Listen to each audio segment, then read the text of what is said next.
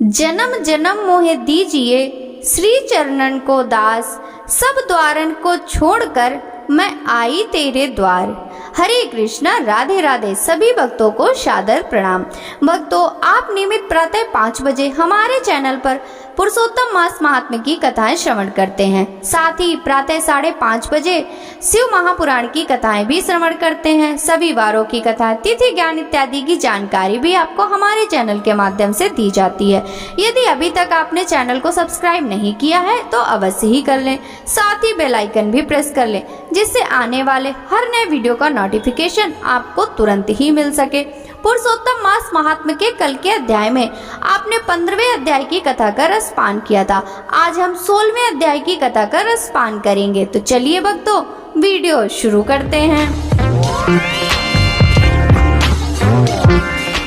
श्री नारायण बोले, हे महाप्राज्ञ, हे नारद, वाल्मीकि ऋषि ने जो परम अद्भुत चरित्र दृढ़धन्वा राजा से कहा, उस चरित्र को मैं कहता हूँ, तुम सुनो।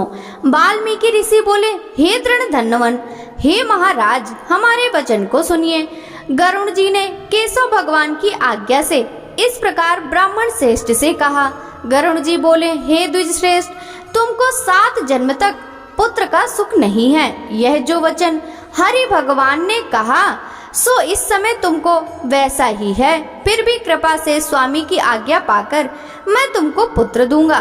हे तपोधन, हमारे अंश से तुमको पुत्र होगा, जिस पुत्र से गौतमी के साथ तुम मनोरथ को प्राप्त करोगे।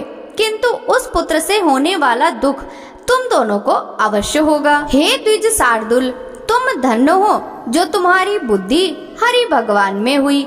हरि भक्ति सकाम हो अथवा निष्काम हो, हरि भगवान को दोनों ही प्रिय हैं। मनुष्यों का शरीर जल के बुदबुद के समान क्षण में नाश होने वाला है। उस शरीर को प्राप्त कर जो हृदय में हरि के चरणों का चिंतन करता है वह धन्य है। इस अत्यंत दुस्तर संसार से तरने वाले हरि भगवान के अलावा दूसरा और कोई नहीं है। यह हरि भगवान की ही कृपा से मैंने तुमको पुत्र दिया है। मन में श्री हरि को धारण कर सुख पूर्वक विचारो और उदासीन भाव से संसार के सुखों को भोगो। वाल्मीकि ऋषि बोले, गौतमी और सुदेव दोनों स्त्री पुरुष के देखते देखते उत्तम वर को देकर उसी समय गरुड़ पर सवार होकर भगवान हरि शीघ्र ही वैकुंठ को चले गए। सुदेव शर्मा भी स्त्री के साथ अपने मन के अनुसार पुत्र रूप वर को पाकर अपने घर को आया और उत्तम गृहस्थ आश्रम के सुख को भोगने लगा। कुछ समय बीतने के बाद गौतमी को गर्भ रहा और 10वां महीना प्राप्त होने पर गर्भ पूर्ण हुआ। प्रसूति काल आने पर गौतमी ने उत्तम पुत्र पैदा किया और पुत्र के होने पर सुदेव शर्मा बहुत प्रसन्न हुआ। श्रेष्ठ ब्राह्मणों को बुलवाकर जात कर्म संस्कार किया और अच्छी तरह स्नान कर ब्राह्मण श्रेष्ठ सुदेव शर्मा ने उन ब्राह्मणों को बहुत दान दिया। ब्राह्मण और स्वजनों के साथ बुद्धिमान सुदेव शर्मा ने नामकरण संस्कार किया। कृपालु गरुड़ जी ने प्रेम से यह पुत्र प्राप्त हुआ था। शरतकालीन चंद्रमा के समान उदय को प्राप्त तेजस्वी, यह सुख के सदस्य, इसलिए यह प्रिय पुत्र सुखदेव नाम वाला हो। माता के मन को आनंद देने वाला वह पुत्र पिता के मनोरथों के साथ साथ शुक्ल पक्ष के चंद्रमा के समान बढ़ने लगा।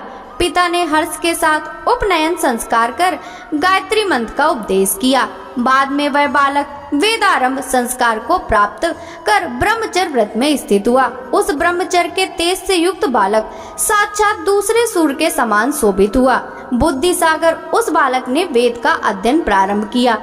उस गुरु वत्सल बालक ने सद्बुद्धि से अपने गुरु को प्रसन्न किया और गुरु के एक बार कहने मात्र से समस्त विद्या को प्राप्त किया। वाल्मीकि ऋषि बोले, एक समय कोटि सूर्य के समान प्रभाव वाले देवल ऋषि आए। उनको देखकर हर्ष से सुदेव शर्मा ने दंडवत प्रणाम किया। अर्ध पाद आदि से विधि पूर्वक उन देवल मुनि की पूजा की और महात्मा देवल के लिए आसन दिया। अति तेजस्वी देव दर्शन देवल ऋषि उस आसन पर बैठ गए। अपने चरणों पर बालक को गिरे हुए देखकर देवल ऋषि बोले, देवल मुनि बोले, अहो हे सुदेव, तुम धन्य हो, तुम्हारे ऊपर भगवान प्रसन्न हुए हैं, क्योंकि तुमने दुर्लभ सुंदर श्रेष्ठ पुत्र को प्राप्त किया है। ऐसा विनीत, बुद्धिमान, बोलने में चतुर, वेद पाठी और शीलवान पुत्र कहीं भी किसी के यहाँ नहीं देखा। हे पुत्र, यहाँ आओ। तुम्हारे हाथ में यह कौतुक क्या देखता हूँ? सुंदर छत्र, 2 चामर, यव रेखा के साथ कमल, जानु तक लटकने वाले हाथी के सूंड के समान ये तुम्हारे हाथ, कान तक फैले हुए विशाल नेत्र, शरीर गोल आकार का, त्रिबली से युक्त पेट है। इस प्रकार उस बालक के विषय में कहकर उस ब्राह्मण को उत्कंठित देखकर देवल ऋषि फिर बोले, अहो हे सुदेव, यह तुम्हारा लड़का गुणों का समुद्र है। कंधा और कोक का संधि स्थान गुड़ है। शंख के समान उतार चढ़ाव युक्त गला वाला, चिक्कड़ टेढ़े सिर के बाल वाला, ऊंची छाती, लंबी गर्दन, बराबर कान, बैल के समान कंधा, इस तरह समस्त लक्षणों से युक्त यह पुत्र श्रेष्ठ भाग्य का निधि है। एक ही बहुत बड़ा दोष है जिससे सब व्यर्थ हो गया। इस प्रकार कहकर सिर कांपते हुए दीर्घ श्वास लेकर देवल मुनि बोले, प्रथम आयु की परीक्षा करना, बाद में लक्षणों को कहना चाहिए। आयु से हीन बालक के लक्षणों से क्या प्रयोजन है? हे सुदेव, यह तुम्हारा लड़का 12वें वर्ष में डूबकर मर जाएगा। इससे तुम मन में शोक नहीं करना, अवश्य होने वाला निसंदेह होकर ही रहता है। मरणासन को औसत देने के समान उसकी कोई प्रतिक्रिया नहीं है। वाल्मीकि मुनि बोले, देवल मुनि इस प्रकार कहकर ब्रह्मलोक को चले गए और गौतमी के साथ सुदेव ब्राह्मण पृथ्वी पर गिर गया। पृथ्वी पर पड़ा हुआ देवल ऋषि के कहे हुए वचनों का स्मरण कर चिरकाल तक विलाप करने लगा। उसकी स्त्री गौतमी धैर्य धारण करती हुई पुत्र का अपनी गोद में लेकर प्रथम प्रेम से पुत्र का मुख चुंबन कर पति से बोली। गौतमी बोली, हे द्विजराज, होने वाली वस्तु में भय नहीं करना चाहिए। जो नहीं होने वाला है वह कभी नहीं होगा और जो होने वाला है वह होकर रहेगा। क्या राजा नल, रामचंद्र और युधिष्ठिर दुख को प्राप्त नहीं हुए?